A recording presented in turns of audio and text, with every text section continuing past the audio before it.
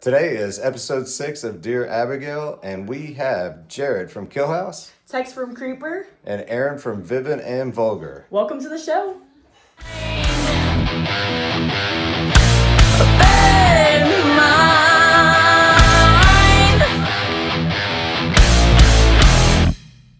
Hello, everybody. Welcome to the show. So, for viewers that are new to any of you guys, just give us a quick rundown of your 4 fans of genre and history, and what do you think makes your band unique? You can start first, Tex. Pantera, Damage Plan, Corrosion of Conformity, Testament, definitely Testament. Like if you're into Testament, you'll really dig our stuff. Like newer stuff, I would say like Slipknot when it comes to like vocal styles and stuff like that. But just like overall, general good thrash metal. I mean, all those bands also are big influences of ours. That's why when we get the Pantera comparison, it doesn't really bother us because it's like, hey, we all love that band. They're an amazing band. So just even to be in the same category with them is an honor ourselves. So whatever. Yeah, that's awesome. Pantera is a great for fans of for you guys for sure. And Mudvayne, that's another one. Mudvayne, definitely. Snot, if you want to be even more old school. That's a name I haven't heard in a while. That's awesome. Well, man, Lynn Straight was one of my biggest influences as a vocalist. I actually had somebody tell me one time, like I don't remember where we played at, but it was some random fan.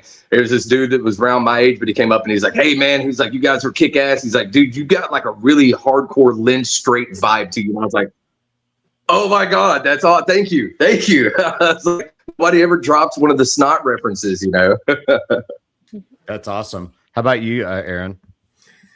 Oh man, I was hoping you were going to skip me. That's a hard question. We kind of go all over the place. And when I say that, so the band themselves, I'm a new school singer, so for me it's easy. You think Korn's System of a Down, that kind of thing. I'm the easy one. The band, like there was a long time where we took a hiatus from playing in 4/4. We wanted to play in different time signatures and explore different things. My drummer's really into like Dream Theater, so we try to incorporate a bunch of different stuff. So if you're listening to us, you can hear stuff like Dream Theater, you can hear stuff like Korn, you can hear stuff like Periphery. But as far as trying to pick it out, I mean, the best way to say it is a progressive metal band with a new school singer, I guess is the best way to describe it. That's awesome. Jared? Well, I mean, we definitely get the Slipknot, Mudvayne, Nothing Face is a big one, Lamb of God, Korn. I wish I sang more or sang better because most of the music I listen to, the singer actually sings. So I don't know. I just always fall into this play. I'm very angry. Well, you and I've talked about this before. Like, I mean, you don't think you're singing, but you are singing. And tell me how far off this is. You remind me a lot of a singer that we had in a band a long time ago. And you're basically telling stories, and you're telling the shit out of them. And they're really relevant stories. We'll have time for you to talk about that later because they're like you told me, you're trying to get people to think. But I almost, this may be a stretch. Tell me if it's not. There's almost like, not in the way that it sounds, but in the provocativeness is some Rage Against the Machine. The band doesn't sound like it. You don't sound like it necessarily, but like I get Rage Against the Machine vibes. Like guys trying to say something and he's got a message and he's saying it. And like you said, almost rapping. Yeah. Rap, going back and forth. For me, I grew up on early 90s gangster rap. So Yes. like I always feel like I always wanted to be Ice Cube. I'm up there pumping my chest out. I got something to say, and Rage is definitely a big one for me. Faith No More was a big one. Mike Patton, dude. Yeah. One of the vocalists of all time right there. Some good stuff. System of a Down's a huge one. Anybody that's got the balls to say something a lot of times makes me want to hear it. I'm not a musician. I feel like I just write and the guys figure out a way to make it all flow. Awesome. Cool. Corey, you're up. Sweet deal, dude. So I'll start with you, Tex. So what are your primary influences for songwriting? Like, is there a specific topic or band that influences you? Or I guess, like, kind of where do you come up with your main influences? Well, let's see. Like locally, I mean, we got two of my biggest influences right here in the room with me right now. I mean, both of these guys, we've known each other for 2 decades, over 2 decades now. And whenever I got into the whole music scene really late in life, it's like I was 20 years old before I started playing music, when most people start doing it in their teens and stuff. So whenever I got into the scene, it's like I started seeing, these two cats like them, and it was like, wow, so it's like I would just try to like emulate what they were doing with like, kind of throwing my own little bit of style onto it. Like lyric wise, all of our stuff is pretty much about horror movies, serial killers. We've got a song about Vikings. We've only got one song that has to do with the relationship, and that's one thing that I wanted to get away from and not be that type of band. It's like, why is every song got to be crying about some relationship or love or blah, blah, blah? There's like, other things to write about. So I've always been fascinated with horror movies, serial killers and stuff like that, crime documentaries. All that stuff has always really fascinated me. And whenever I joined up with Creeper, that's what Jimmy originally had the idea for a lot of their songs to be about. It's just about like, scary topics and stuff like that. But their singers that they had were kind of they were touching on that a little bit, but they were doing a lot more other stuff. And whenever he told me that when I joined the band 11 years ago, I was like, oh, wow, I've always kind of wanted to do something like that. So inspiration for the lyric stuff, it just comes from wherever. We've got a new song that we just wrote, and it's actually called Satellites. And that song is actually about, so Jimmy, our guitar player, he's a guitar teacher, and he teaches, at a couple of schools, and he's been doing it for, many, many years, over a decade. And one of his students, actually, he does from kids all the way up to full grown adults. But one of his students is he's a shrink. He's a psychotherapist. I believe he also does criminal psychology, but he's one of Jimmy's students. And one day Jimmy asked him, he's like, hey man, he was like, so what's the craziest thing you've ever heard from a patient, that you've been dealing with and everything? He had to think for a second. He's like, man, he goes, this one guy told me, he goes, he straight up looked at me and he said, these satellites in my eyes, they speak to me. And dude, when he came to rehearsal and told us that, I was like, holy crap, that's the coolest thing I've ever heard. And it within, I think an hour, it turned into a brand new song. And so that song's just about, like a dude slowly losing his mind. He's crazy and hearing voices in his head and stuff. So, I mean, inspiration can really come from anywhere for me. I don't really go into, I'm not like Jared and Aaron, man, where they're so talented. There's a bunch of vocalists, lyricists, Corey Taylor from Slipknot, well, they'll have like stacks of books and spiral notebooks of lyrics and like different words and stuff like that, and cool phrases and poems and haiku stuff. It's like, I've never been able to do that. I don't know why. I've never been able to do it. Like every song I've ever wrote has been after the music was written, and I kind of like listen to music, think about how like I'm feeling at the time, and then if there's like a recent movie that I've seen or something that I've read or something like that, or like at rehearsal whenever Jimmy came and told that story, it just so happened like, holy crap, that whatever fits. So, I mean, I've got a lot of inspirations, but like I said, the main two are sitting right here in this room right now. That's awesome, dude. And before I move to Aaron to ask the same question, can I ask you, just interject real fast, what's your favorite horror movie? My favorite horror movie of all time is Evil Dead. That's a great one, dude. I had to ask what's and so Aaron, same question. So what's your primary influences for songwriting? Well, man. Okay. So Tex, dude, I love you so much, man. He doesn't understand that he's an influence on me just as much as I would ever be on him. And Jared too. Where that brings me to is really to umbrella that and say a giant portion of it has been who I've looked up to in this scene for the last 20 years. You know what I mean? There's been so many musicians that have come and gone and are still around or whatever that just give me this piece of information that I hear and I'm like, oh, that's amazing. And how it strikes me is what changes it into my verbalization of it. And that becomes a song.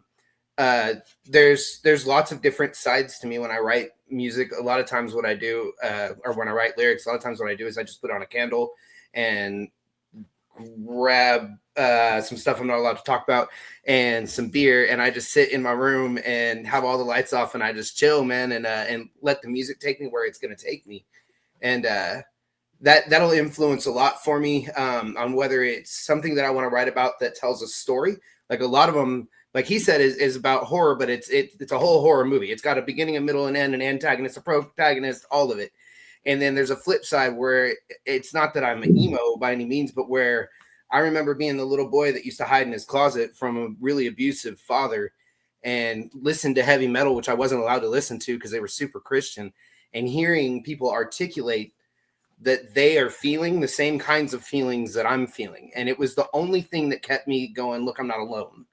And so there was a lot of that I really try to give back to the community and to people that think that they might be alone. And it causes me to write about some things that I'm not sure how people are going to take it. Our most recent release is about suicide and how just because you've thought of suicide, that doesn't make you bad. It's not even a wrong thought to have. You know, we hope and pray nobody, acts on it, and there is hope for you out there. But, just because you think that way, just because you've thought about, man, I really want to stick this barrel in my mouth, it doesn't make you a terrible person. It doesn't mean you're broken. And there's a part 2 coming out, and that part 2 is about having homicidal thoughts. And for the love of God, don't act on those. But at the same time, it doesn't make you broken to have those thoughts. You may need some help, and there is help out there, but just understand there's other people out there feeling that way. And so there's a lot of it that is like that. And as a short version of a third topic, there's a lot of it that I'm warning people all the time. Look, we may be nice people on the outside, but you never know how fucked up somebody is on the inside. Don't poke that fucking bear. Oh, that freaking bear. I'm so sorry. I apologize for that bomb. You're good. Anyway, I already screwed it up. But yeah, don't poke that bear because you never know who you're standing next to and what they've been through, and that can get dangerous. So there's a lot that goes into that with my lyrics as well. That's awesome. Kind of just open the door for that conversation. And Jared, same question. What are your primary influences for songwriting?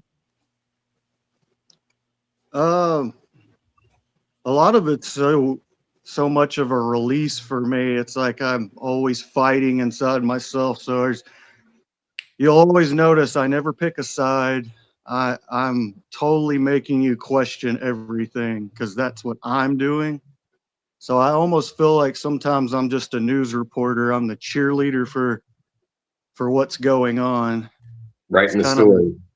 It's kind of my push a lot of times. I fought it for the longest time, and now I just don't care. Like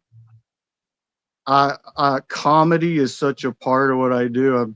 I've George Carlin and Richard Pryor and Eddie Murphy, and like comedy to me really is the only people that get to say how things really are. So I just put that in the music as best I can, with also like having a point, making it make you listen to it again over and over. And it's crazy that people sing the songs and they'll come up to me and say, like y'all were earlier with the lyrics. It's really cool. I never thought I'd play again, so that's a lot of my inspiration too. I'm very grateful to even play. I didn't play for 13 years, so to be back doing it, people like it, I'm very appreciative. Hell yeah, dude. One thing that's really nice to see, and I think it's why, for sure, why we connect, is because you guys are all complimenting each other. It's very you all are very humble. Arguably, some of the 3 best local bands around and regional, whatever. I mean, and the respect that you have for each other is cool, because I know that it's not just because you're friends. And you're not blowing smoke up each other's asses. Like, you really are inspired by each other. And that's a really cool thing. And like, I think that more bands should be like, feel okay to say that. I know when I go to a show, like the first Creeper show I saw, I was like, you're enjoying it, you're listening to the music, but you're also kind of analyzing. You can't help it because you're like hearing something, right? As a musician, or like Jared says, we're fake musicians too. But like, so I remember listening to Creeper and thinking, man, that's cool. Like on their breakdowns, like they let the they let the guitars let the breakdown ring, but it's muted. It's a muted ring. I don't know. It's just different things that you like listen to and you like pick up on. And that's really cool that you guys are like that, because I know you're not just like that to each other. I know you're like that about other people too that aren't here. And that's a very, very good positive thing for the community, obviously. All right, Abs, I guess we're back to you, Abs. How does the songwriting process typically go for you guys in the band? Kind of like let's see. There's some substance intake. There's more substance intake. There's a bunch of bullshit and talking. There's more substance intake. No, that's actually really far from the truth.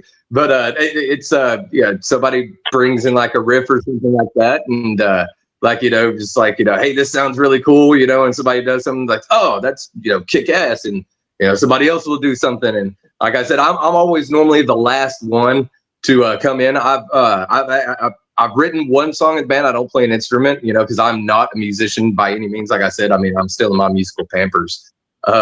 So like I have, like, I can hear things in my head though. Like I know it sounds cool. And thankfully I play with some really cool cats and that are super talented. And all I have to do is like sound it out, like blah, blah, blah, and they can actually do it.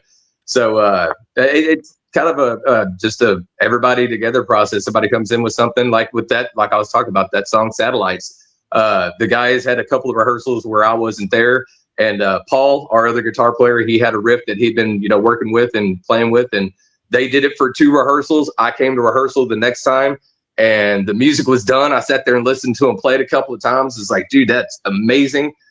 Jimmy, when we were breaking, told that story, and that sparked my mind. And we went back, played it a 3rd time, and I mean, that's how it happened. I've really never known of any way to like structured way to write. I think that to be a musician, especially like in a metal band, once you start trying to put limits and rules on yourself, and like this is the way you have to do it, that's when you start messing up. It should just like come natural.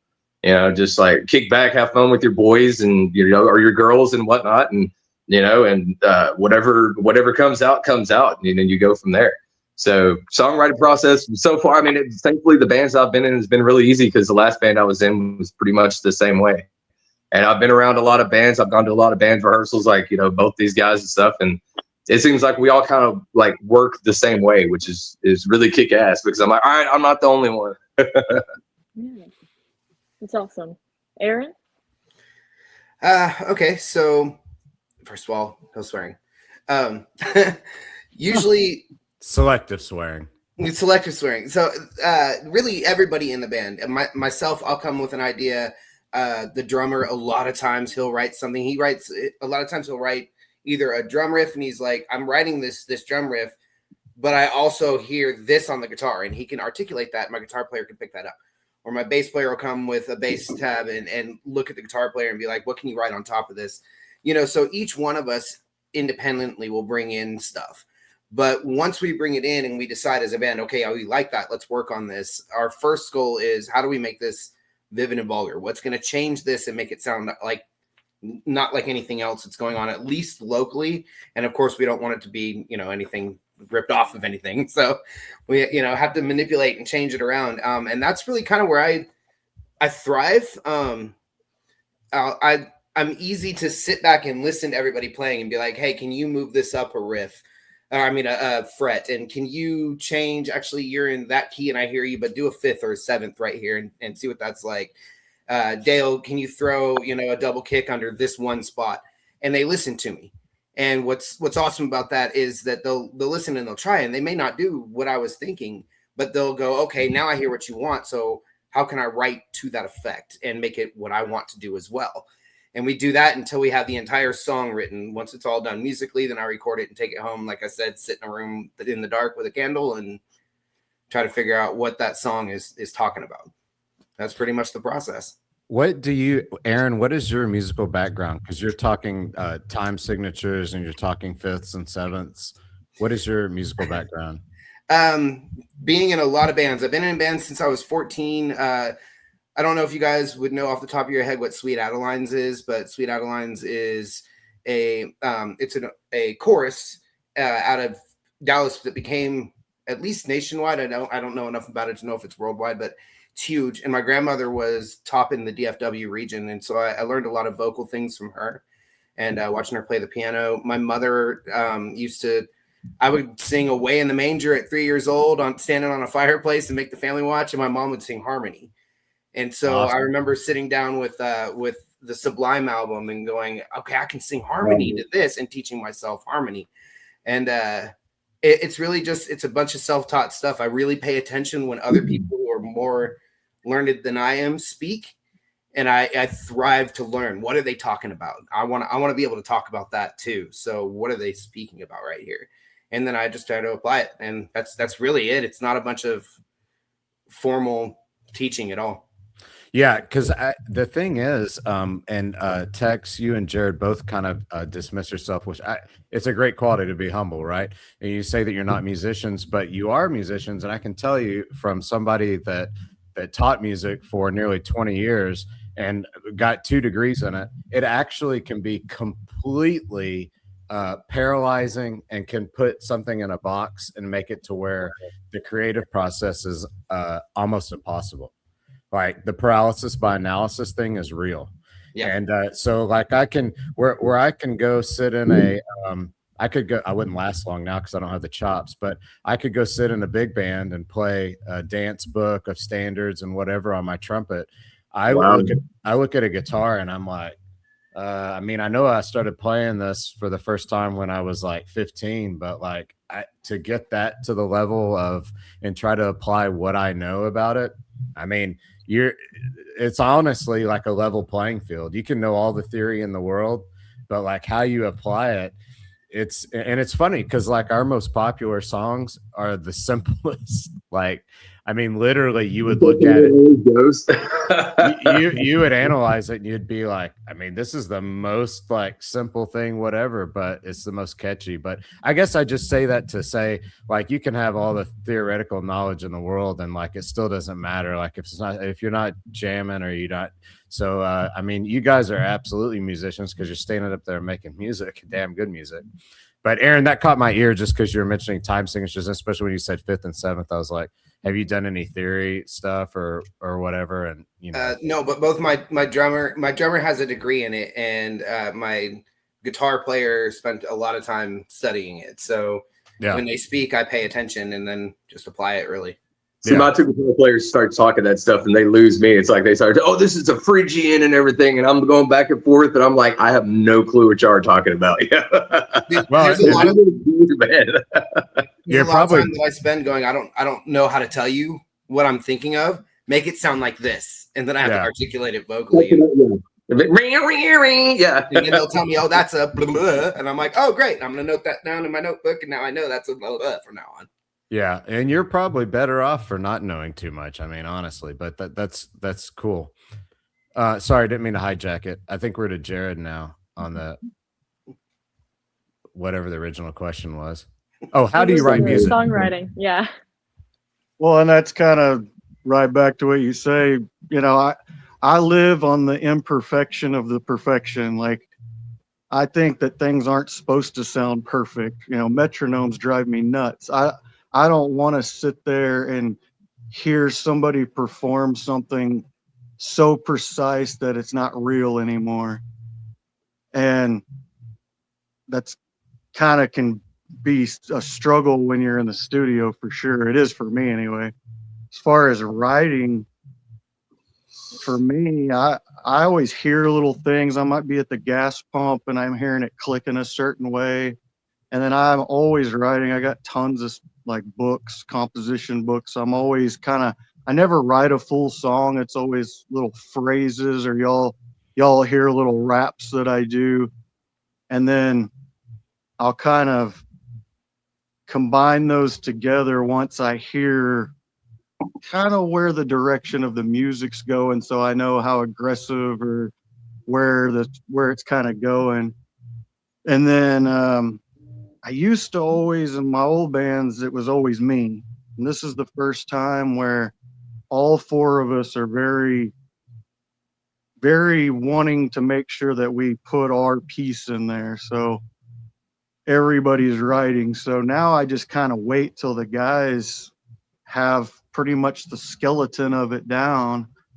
And then I hide in my room with my books, and it's just gets brutal. I just try to sit there and piece it out, phrase at a time. But then I also want it catchy. I want people to sing it. You know, that's when I go to a show, I go for research, like you were talking about, where I'm watching everything. I stand in the back for a reason.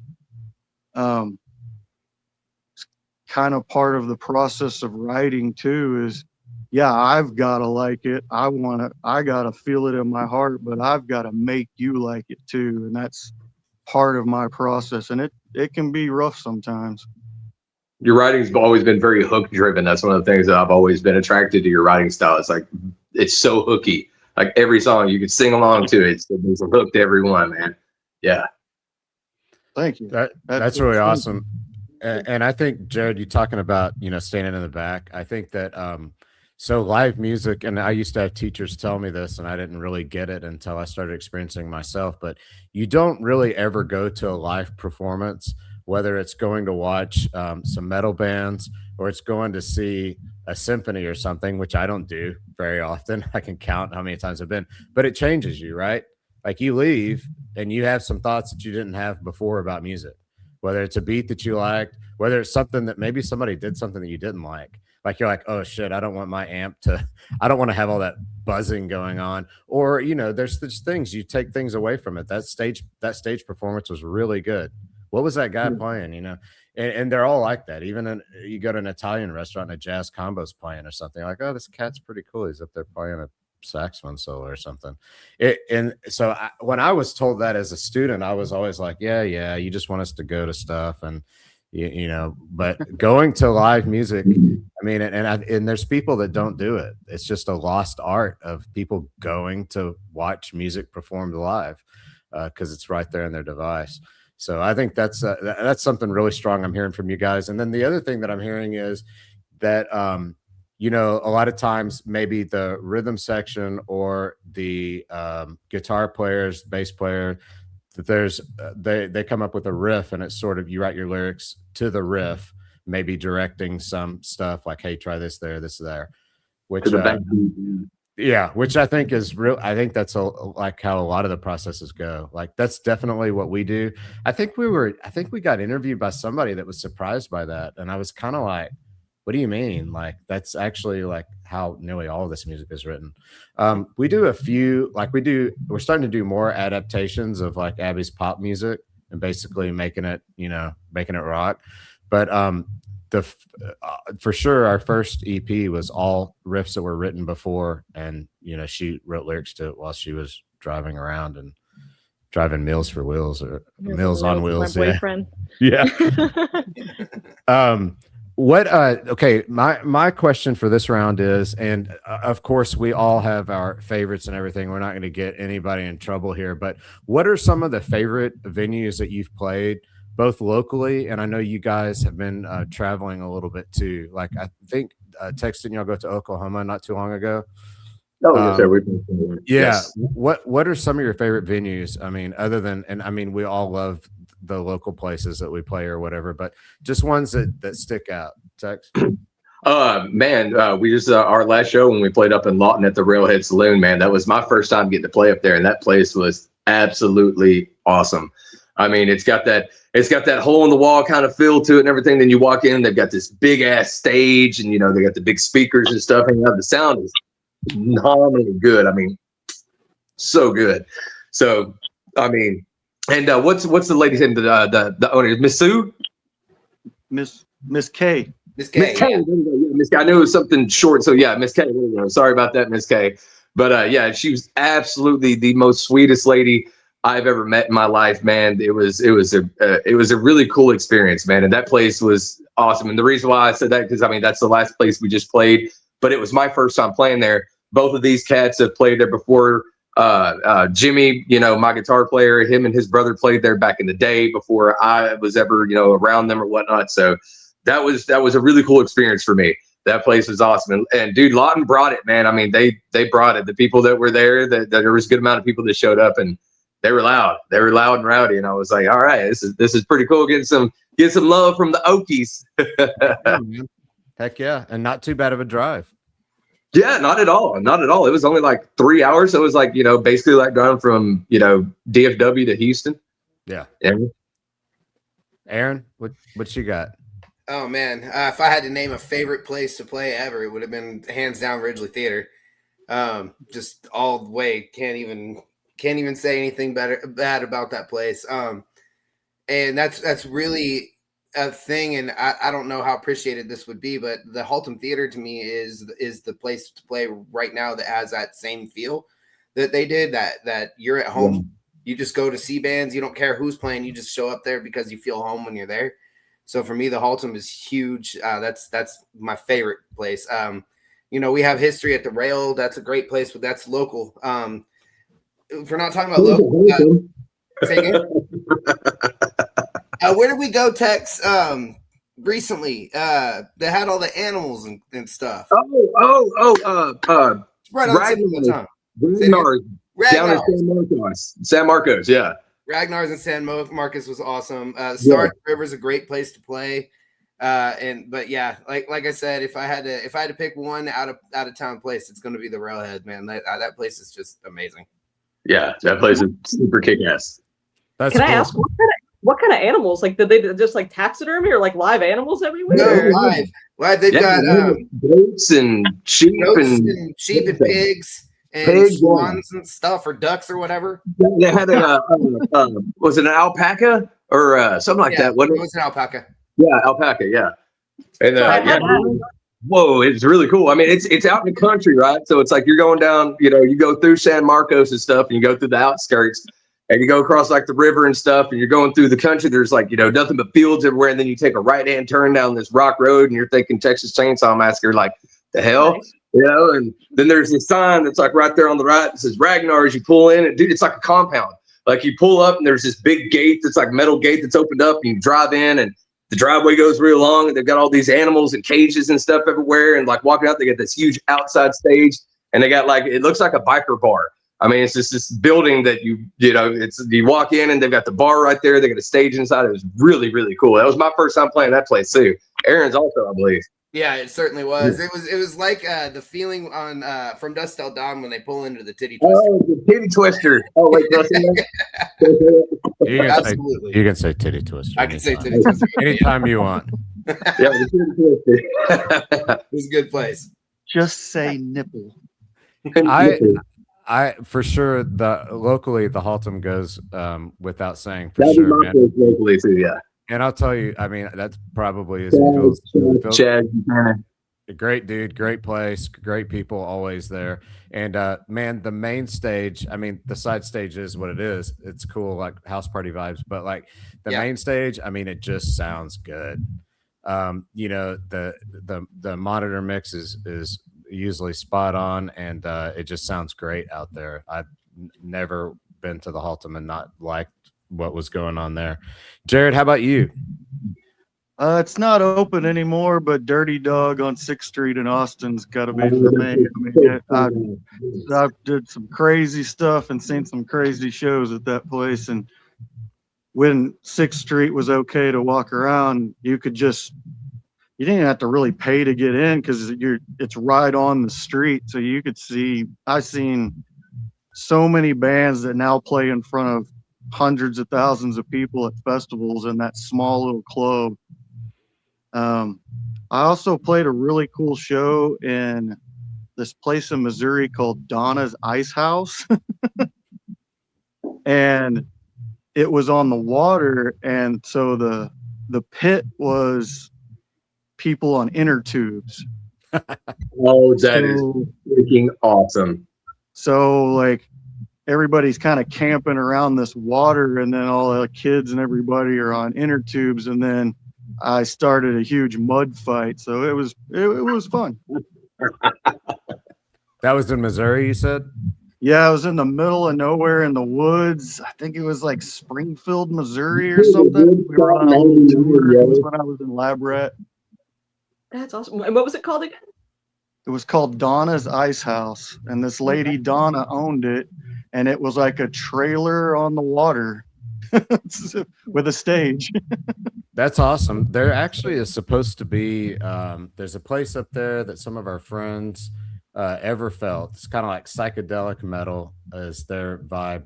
They play a place called Club 21 or something like that. I don't know. We're looking at maybe trying to go up there at some point, but it looks like it has a pretty good draw.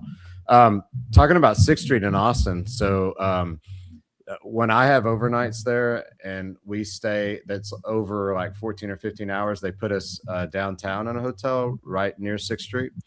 Have you seen, so you know Joe Rogan put in the comedy Mothership, right, on 6th Street? So, yeah, so 6th Street is exactly, of course, what you're saying. A lot of homeless people, a lot of, I mean, it's honestly, it's not really pleasant to walk around. In fact, when I go down there, I rent one of those scooters so I can just kind of, you know, like zip on by.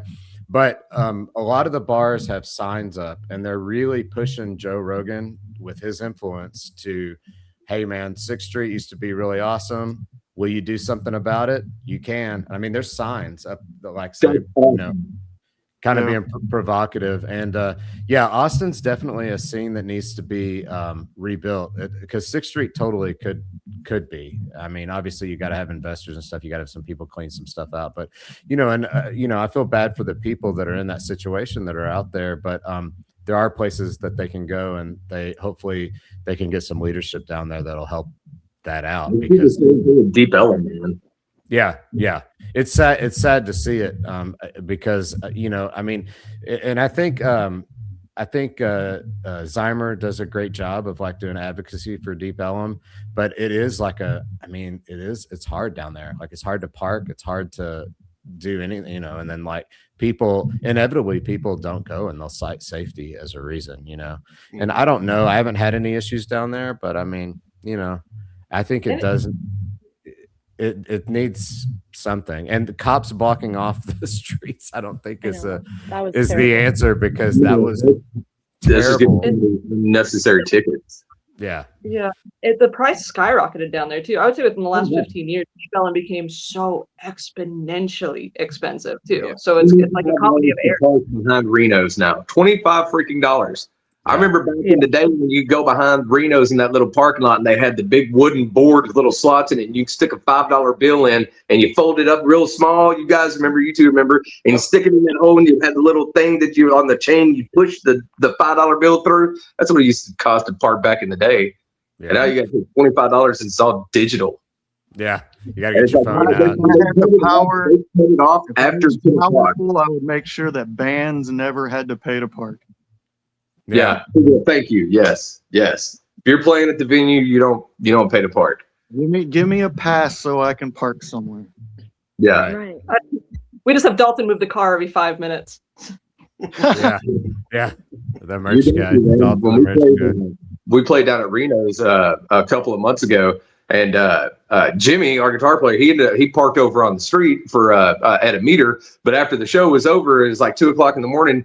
He came over there to the Reno's parking lot, and it was like 2:30, but he backed over by the back door for literally not even 45 seconds because we had his amp and everything in his cabinet sitting outside. He popped his trunk, got out of the car. We loaded it into his trunk. His fiance didn't even get out of the car. He drove off, dude. A week later, he got a ticket with a picture of him doing just that, and it was $80 freaking. And he tried to dispute it, and they said, nope, you are in a parking area after hours. Nope. $80 just for backing up for that long. $80. Yeah, it's a crowd killer, and it makes people stay home. Yeah, for sure. Yep. I remember Tex coming and hanging out with us at Reno's one time, and he parked in the parking lot behind trees, and he was only in there for 20 minutes or whatever. Came back out, and his tire was like lightly touching the painted line of the parking spot. They had booted his car. And then they went down the street. The people that booted his car went down the street. You could see them physically. You could look at them. But when he called them, they were like, yeah, they'll be around in about 2 hours or whatever. And he had to just sit there and wait, man, forever. It was terrible. I was like, dude, I'm stuck because I was drunk, but I was like, dude, I'm this close to walking down there. And I was like, I can't get no, dude. I got priors and shit, you know? Yeah, Yeah. dude, so aggravated. God. Yeah, I don't know what the answer is to that or how they'll fix it, but I hope that they do get it fixed. Absolutely. Yeah, because I mean, Deep Ellum back in the day was awesome, man. I mean, we all were going down there back in the late '90s, early 2000s. You know, back in the day when it's like you could go down there and stay there all day and all night for 2 days, and you know, you didn't have to I've worry about gone, it. I've gone down there since I was 12 years old, and I've never had a problem. But Yeah, it does suck. yeah. Heather and I played down there when we were 17. Like this is like 1993, the rock and roll revolution. It was a pretty badass room. But yeah, I don't know. We actually want to do like a past, present, and future deal on Deep Ellum on here. That because somebody on the first episode, oh no, maybe it was a one where we were talking about trees. A bunch of people started responding because the band that I was in, some of my stupid college friends stole the 8-ball. Anyways, one of the bouncers jumped in and he's like, I remember that show exactly. And good thing you guys were cool or we would have let you play. Anyways, there's a lot of history there that I think that to talk about music locations and stuff. Corey, you're up. What do you got? All right, so Tex, we'll start with you. Do y'all currently play any cover songs in your set? And if you don't, is there any song you would like to cover? We actually do. We just started for the first time ever in this band since I've been in the band, and I guess even before, we do a cover song. We've been doing it for, I guess, since probably May. I believe we cover Wasp, Blind in Texas. Nice. That's awesome. So we brought the 80s style to it, and I took the vocal style and everything, and I basically just kind of did it Tex way. So there's a lot of the high pitched screaming and stuff like that. So you know, it when we started doing it, the guys were just like, hey man, they started because Jimmy and Paul were in a Wasp cover band here in the DFW area earlier this summer. They didn't play any shows, but they were playing and stuff for practicing for a few months. And they came to rehearsal one night and they started playing Blind in Texas. They're like, dude, Tex, you should learn this song. I'm like, man, I know who Wasp is. I've heard this song, but I was like, I don't think I can pull off the 80s thing, man. So they're like, dude, just try it. So I started listening to it and then we started playing it. And it's just like, we've had people come up to us after shows that we played it and everything, like the old school metalheads and stuff, be like, dude, we like y'all's version way better than the Wasp version. It's like, wow, that's freaking awesome, dude. That's cool. Yep, we do have a cover song. I would have never guessed that if you gave me $1 million and 10 guesses, that was the song you covered. But that's awesome. That's so cool, dude. That was actually one of the hooks that I started throwing out there when I was advertising us doing a cover song before the show that we actually did it at. It's like, I'm like, I'd always make comments like, you're never going to guess. Like nobody would ever guess. Of course, I started getting flooded with messages and comments going, this, so this, so this. So I mean, like hundreds of them. It's like, nope, negative, Nobody said anything. Then when they heard that, everybody was like, wow, yeah, did not expect that at all. So, all right, cool. Then we chose the right thing then. What about you, Aaron? Do you guys currently do any cover songs in your set? If you don't, is there one you would like to do? So not full songs. Currently in the set, we cover some Limp Bizkit and we cover some Rammstein. But most of the time, we do one of two things. Either we just cover a portion of a song and we like to put it as an intro to one of our songs, or throw it in instead of a bridge. Just drop into a cover song and then drop back out of it into our original again. So we do a lot of that. Or the other option that we do, and we haven't done in a while, although we're talking about a new one that I can't divulge yet, but is where we do like a 3-song medley, and we'll just pick 3 songs that we want to do and smash them together. And like the last one that we did was Lady Gaga and Jason Derulo, and then I think we ended with Turn Down for What. So, and we made them all metal. So, and actually, if you go to YouTube and look up Vivid and Vulgar Lady Gaga, it'll pull that medley up. I think for us, one of the hardest things to get us to decide on a cover is that we come from such different areas of music that none of us really agree, and that's why the medley thing works. We can do a little bit of all these different genres, and then or pick a genre that we don't play at all, and just make people go, what the crap are they doing? And that I love that response. So that's kind of it for us. That's awesome. cool. I mean, what Rammstein song do you guys kind of sprinkle in there, if I may ask? Du hast. Oh, nice. Okay, cool. Classic. And what about you, Jared? Same question. Any cover songs in your set currently? If not, is there one you would want to do? No, we don't have any covers. We can't ever agree.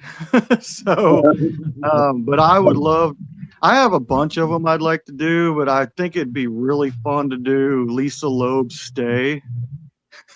You have to do the dance. Because I'd like to do, if I'm going to do one, it's going to be something so off the wall that you would not expect our style of music to do it. See, I would have pinned you doing like a culture club or something like that. Yeah, exactly. I mean, it would be, you know, we've thought about doing it, you know, like Pictures of You or something from The Cure. That's incredible. Yeah. But I'd have to make it mine too. Like, I don't like it if you're just going to copy some song. Like, it drives me nuts. It drives me nuts. Like, that's a whole nother topic for me about covers and tributes and all that, but I'm not going to spend my time working my ass off to do something that somebody else already did and made money off of. I could see you guys rocking the hell out of some post-punk or some Cure or like soft cell. I think you guys would kill it. That'd be awesome to see. We've thought about doing like Epic from Faith No More, but that just seems so obvious to me. Like, hell, I'd do Running Down a Dream by Tom Petty and make it heavy as hell.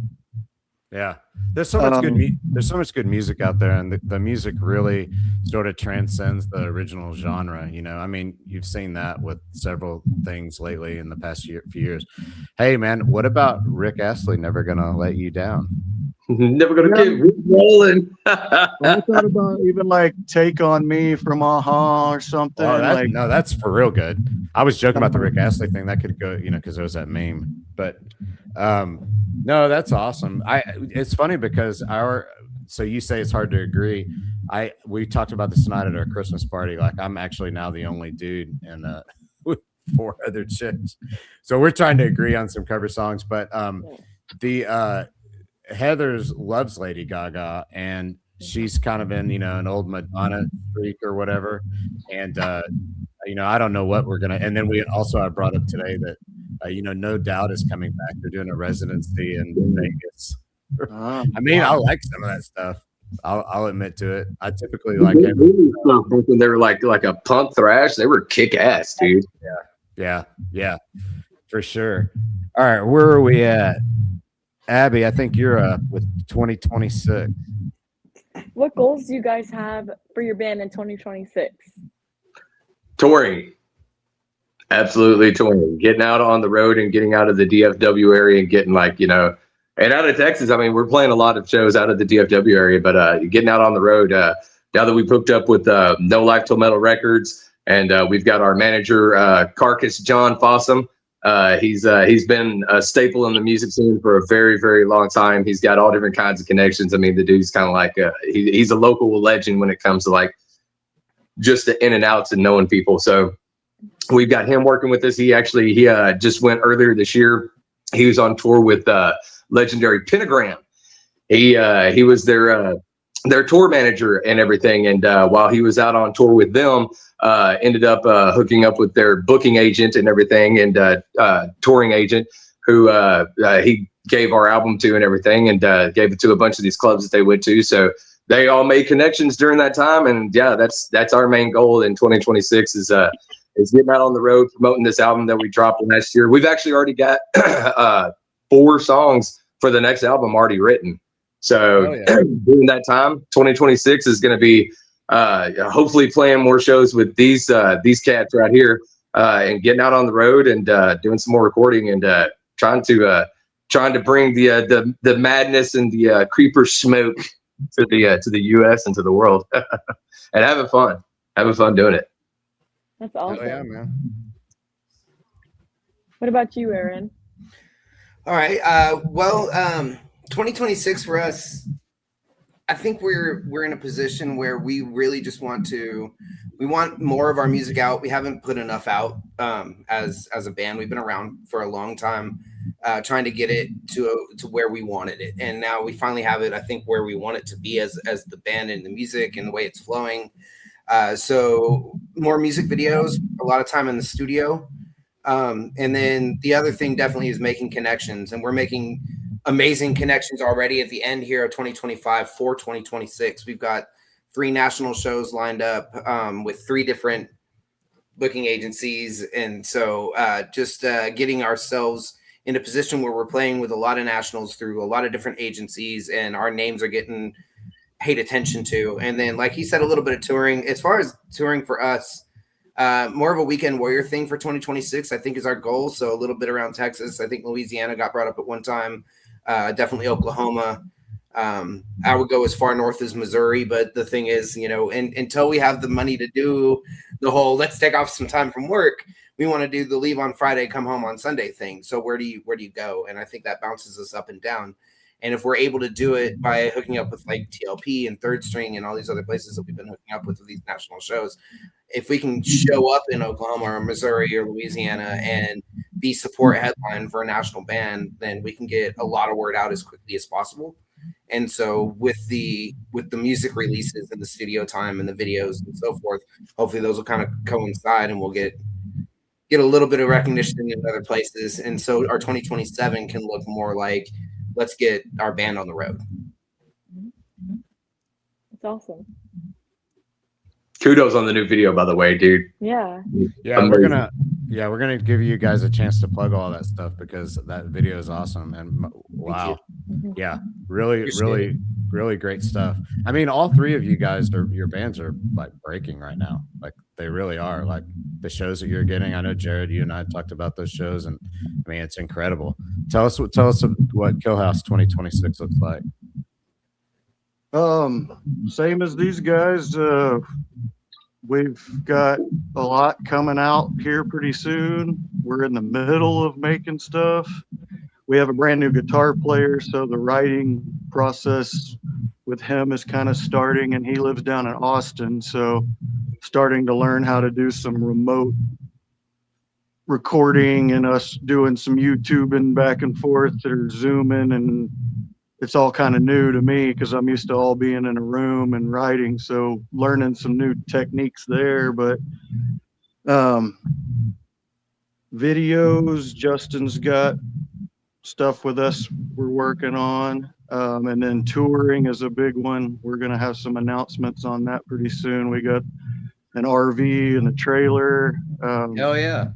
We hooked up with the guys in Dry Kill Logic, which Aaron and Vivid and Vulgar are on that show with us. We're going to be doing probably some more with them. And then some other stuff coming up that I've been in talks with that I can't announce yet, but it's looking up and up. And we haven't been playing that long. I mean, the 4 of us in the band have been in so many other bands, so we get that, but as far as Killhouse, we're still pretty new, so we're trying not to play too much because everybody wants us to play every weekend, which you don't want to turn down stuff, but you got to be careful too. So Don't want to oversaturate. Yeah. You know, Aaron and Tex know I would play every day if I could, but I can't do that in DFW every day. That's why we have to tell everybody, don't ask us to play. Hit the other guys up or the manager. Don't ask us. Like, we'll say yes to every show. Right. You know, I've broke Aaron's broke his body. I've broke my body because we won't say no. So I have people luckily to kind of back me on that and go, hey, is it going to be worth Jared's body? Well, that's awesome. Tell us about some of the shows that you and I were talking about that you've been asked to play on. I know that the one at the Rail recently was like a complete rager, wasn't it? The Upon a Burning Body. That was sold out. And I've played for like 30 years now. I've never played a sold out show, so that was really cool. And it was packed from the get go. We had to play first, but all the way to the back, it was slamming. It was awesome. And then all the bands were really cool. We've played with them before, and they're from San Antonio, so there's some Texas boys, and like just all the bands hung out, and it was a really good time.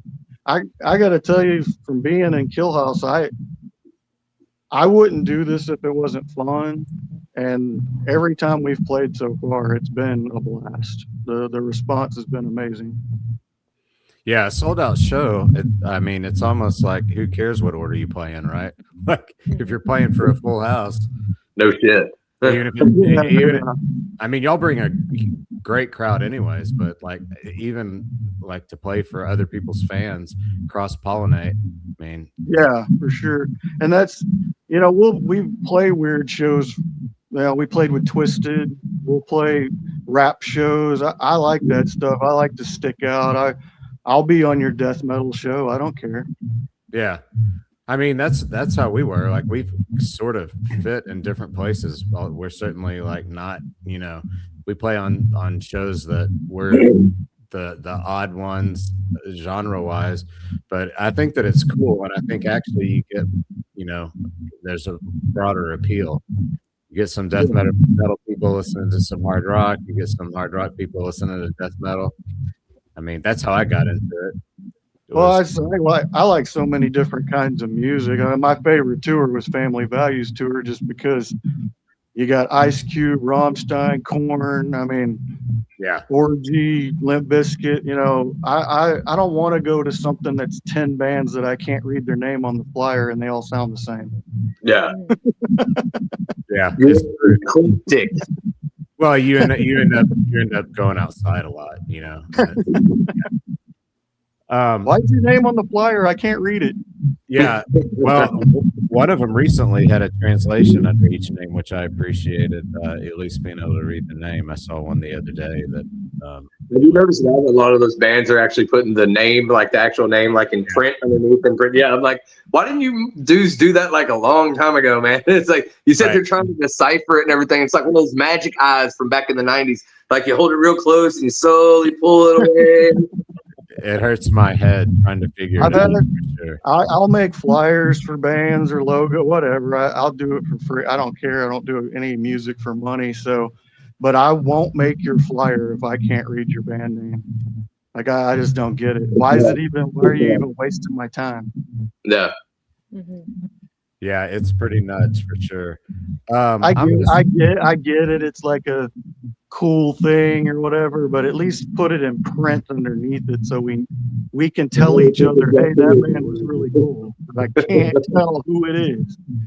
Well, I tell you, I got a sticker, and I was in Oklahoma City on an overnight, and saw Living Dead Girl was playing there, and there was not more. There was maybe 20 people there, but it wasn't their fault. But one of the opening bands was Cunt Puncher, and you couldn't read it, which is both good and bad. But Heather and Lori both wanted T-shirts, and I think I got one of them a T-shirt, one of a sticker. But yeah, sometimes I don't know. Maybe it's better that you can't read it. Yeah. All right, so let's talk about what's coming up real quick, and also what's out, so that we can wrap on an hour. And tell us about the videos that are just out or coming out, because each one of you kind of have something going on there. And then I guess Jared, maybe we'll go backwards order this time, because Jared, of the three of you guys, you have the first show coming up right on January 1st down in Cedar Springs. Yeah. Yeah. All right, give us the lowdown, like everything that's coming up. So yeah, we play Thursday, New Year's Day. It's the guys in Stinkbug, the singer Jeremiah, his tattoo shop, Cedar Springs Tattoo and Piercings 11th year anniversary. We've been trying to play with them for a while, and it just never has lined up. And then he called me, and they had this idea. It's just going to be like a guerrilla style old school party, free food, free drinks, and then to go to the back to watch the band, I think's $11. It's just going to be a throwdown. 4 bands are playing, and it's just from 6 o'clock to 9 o'clock. So it's just a get together, fun party, old school style. And that's January 1st, right? Yeah, January 1st, this Thursday. And then we play with Dry Kill Logic in Austin on March 27th. I don't know the other bands on that yet. And then we play the following day, March 28th, in Dallas at Puzzles with Dry Kill Logic, us, Vivid and Vulgar, Fly Above Fire, and Born in Blood are on there. And then the next one after that, they just announced the other day, we're doing Splatafish's return show. Awesome. That's at the Rail, right? Yeah, at the Rail, April 18th, Saturday, April 18th. So jealous of you. That's awesome, dude. Kick ass. And Justin said are you guys doing a video soon? We are making one. We're in the middle of shooting one now, and then you kind of see how we make them, where they kind of flow together. So I'm already in the midst of the next one while we're working on this one, kind of Back to the Future stuff. Awesome. Aaron? Everything I kind of do, I try to make a visual for, so Justin kind of helps with that. That's awesome. Aaron, how about Vivid and Vulgar? Hey, wait, before I do that, because I don't want to forget about this, tell everybody that doesn't know about the pillows. Where did the pillows come from? The pillow fight? Yeah. The pillow pit? It really, man, it started out as an idea back when the Pit Demons used to hang out with us, and they used to do the big circle pit thing. And I was like, well, what if we handed all their girls a bunch of pillows and had the girls do a big pillow fight and the dudes doing like a big circle pit around them? And I heard so many, no, that won't work. And I was like, the heck it won't. I was like, this is going to be so easy to really get people paying attention to if there's inclusion for everybody. The kids can get in it, the girls can get in it, the guys can get in. There's nobody has to worry about anybody getting really hurt. The mosh pits, man, at least the ones around here, everybody really takes care of each other. They really make sure everybody's cool. So I was like, man, let's get everybody involved in that. And I can't tell you how many times even after the first two, what really stuck it, like, okay, we've got to do this, is people coming up to us going, well, that was the first mosh pit that I felt safe getting into, and I had so much fun. I just want to be in mosh pits everywhere now. And I'm like, that's beautiful. That's perfect. Why would we ever stop doing that then? So that's kind of why it caught on for us and stuck around. It was a one-time thing at first, and then it caught on quick. When did it start? About 2 years ago. Maybe a little over 2 years ago. I'm thinking correctly. Way back in the day, it was a Vulgar Fest, and we were like, well, what are we going to bring to this Vulgar Fest? And I was like, let's do this thing. And yeah, I don't know. Was it at Big Rob's? No. It started at Haltom. Oh, at Haltom. Okay. Do you get them back all nasty? Are they bloody? Yes, absolutely. Both nasty and bloody. There's so many of them that come back. Never liked them. Ever. It's not true. It's not true. We do make sure. We do make sure that nobody brings their own pillows because we don't want anybody dropping anything in them. Yeah. That's how you get pink eye, man. I'd be worried about somebody like bare ass farting on it. There you go. Yeah. So, and then after every show, the first thing we do is hit the laundromat and wash all the pillowcases. If they're too gross or too stained, we throw them out and go buy more. So it has become a money thing too. I'm like, man, we got to make sure we have enough money to have the pillows this time. But it caught on big enough that we were like, man, I can't see not doing it. That's awesome. Sorry to take you off on that tangent. Tell us what you got coming up. Okay, so coming up, we always do a show in July. That's Vulgar Fest, and then we always do a New Year's style show.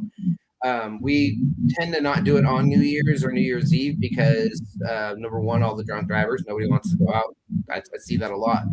But number two, at least in the last few years, and including this year, it's been in the middle of the week. So we do the weekend.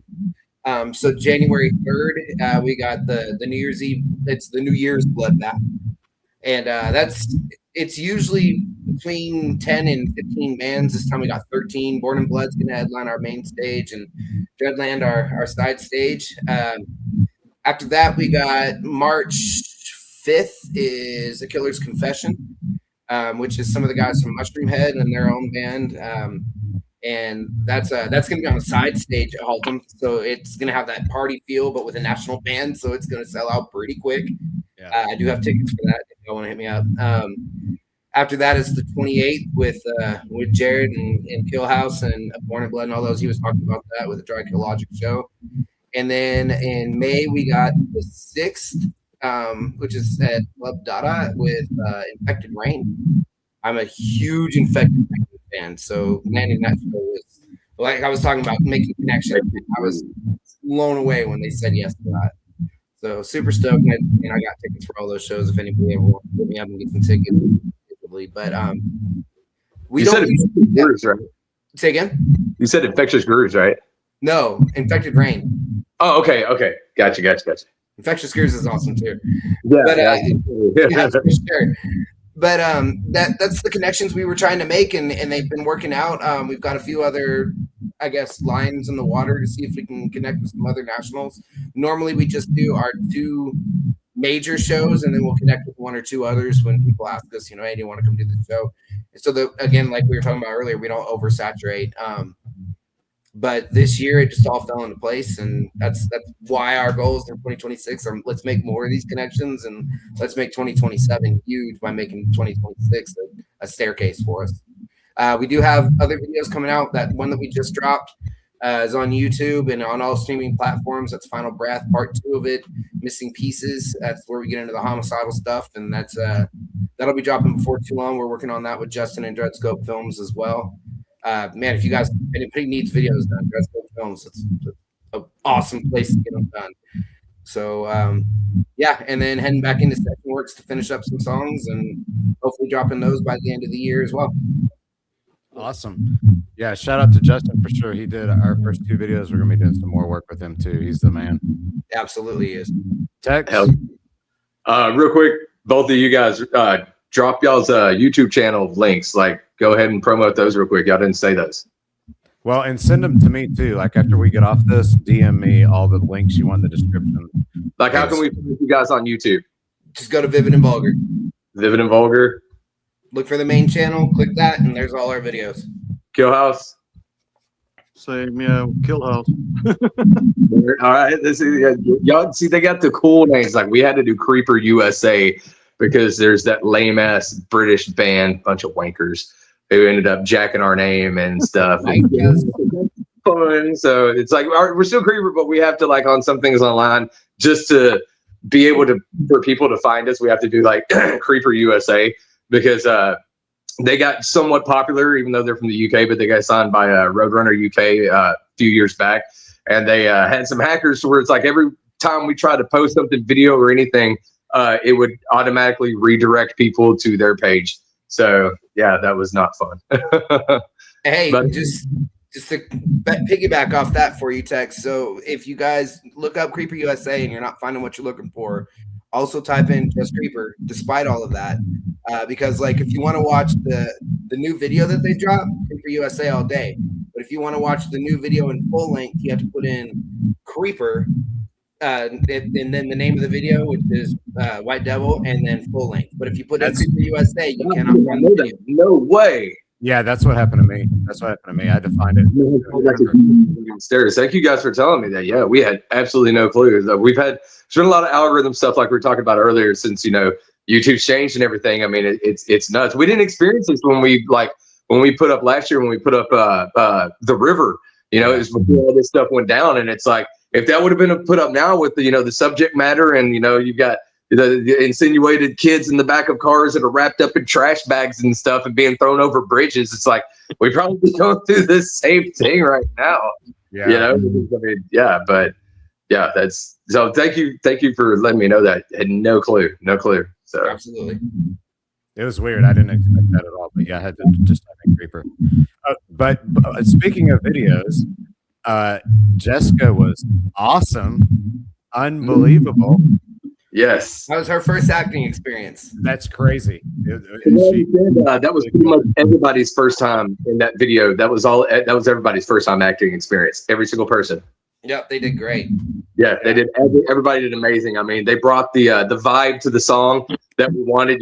What it's about and everything. I mean, the whole thing. Justin, once again, he knocked it out of the freaking park.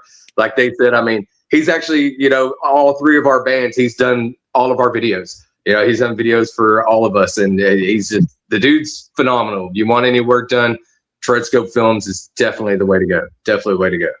Link will be down there for that too. Yes. All right, tell us about those videos real quick before you go into the shows that are coming up. So yeah, we just dropped our video for White Devil. It's our most recent single. It's about Rob Zombie's The House of a Thousand Corpses and The Devil's Rejects. If you remember, the family from those movies was called the Firefly family.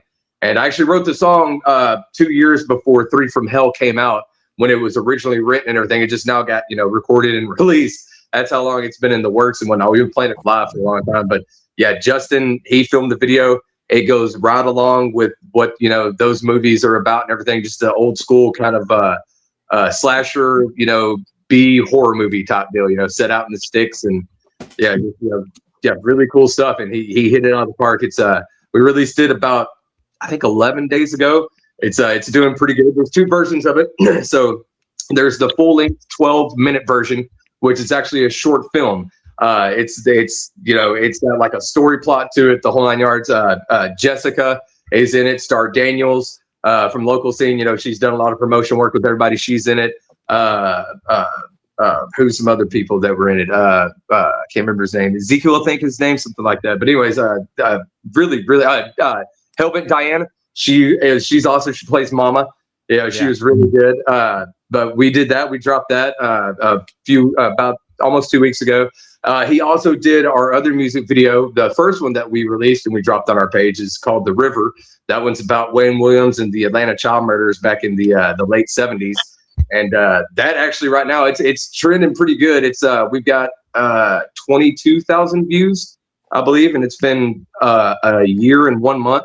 So that's really cool. And we actually did about 6 days ago, we did a little 20-second short that's advertising our album that we just released, Crushing, but it's got like 28,000 views. And it goes to show how weird everything is nowadays. Like the algorithms, like people, like it's almost like everybody has ADD, it's like you got 20 seconds to get their attention and that's all you get. It's like we've had that video for The River up for over a year and it's got 22,000 views and we've got this, this 20-second short and it's got over 28,000. It's like, what the hell? Yeah. Yeah. And Jared and I were talking about this a while back, but like we were both trying to kind of get proficient on TikTok. You find yourself doing things that you're like, why do I, you got to either beat them or you got to join them. I know.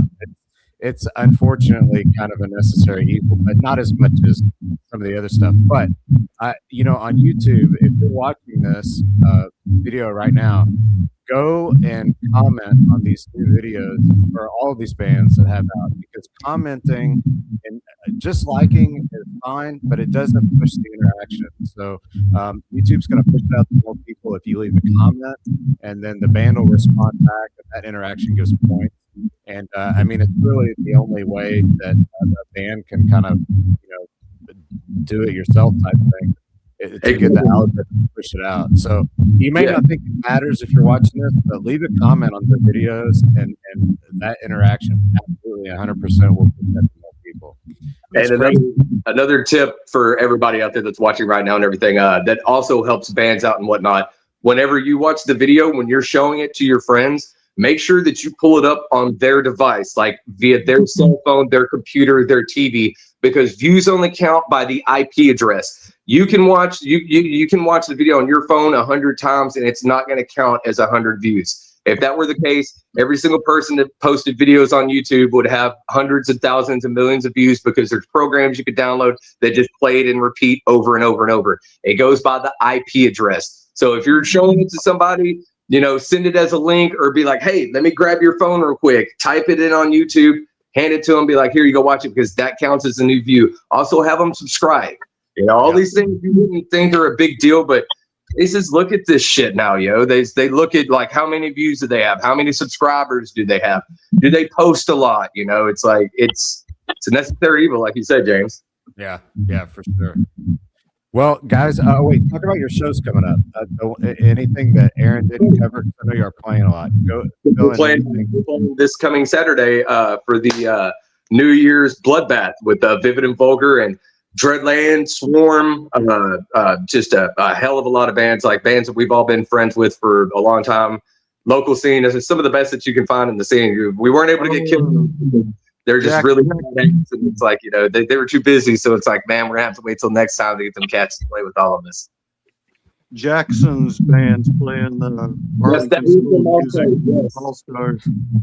Arlington Oh, School of Metal. Yes, those kids are badass. If y'all don't know who Jackson is a 12-year-old guitar phenomenon who is filling in on guitar with Killhouse for a lot of this year, you know. And man, that kid, he comes from a musical family, and it's good to see, you know, young kids like that are that well versed in music and, like, you know, playing metal especially.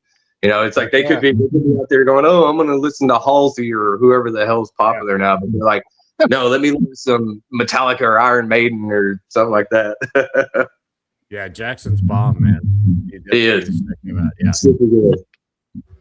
Awesome. Yeah, he's pretty much part of the band. I mean, we kind of have it by committee right now where we've got options, but Jackson's always going to probably play with us here and there whenever there's shows and he wants to. He jams with us just for fun sometimes. So the kid's crazy good. Yeah. For sure. Well, shout out to all you guys. Thanks for your time tonight. You guys have always been awesome to us and really helped us out getting started. We appreciate you. We love your band. We love your music. And So you guys, man. Yeah. thanks for your time, and looking forward to 2026. Yes, sir. Looking forward to getting all of us together. That would be kick ass. Hell yeah, man. Hell yeah. It'll happen.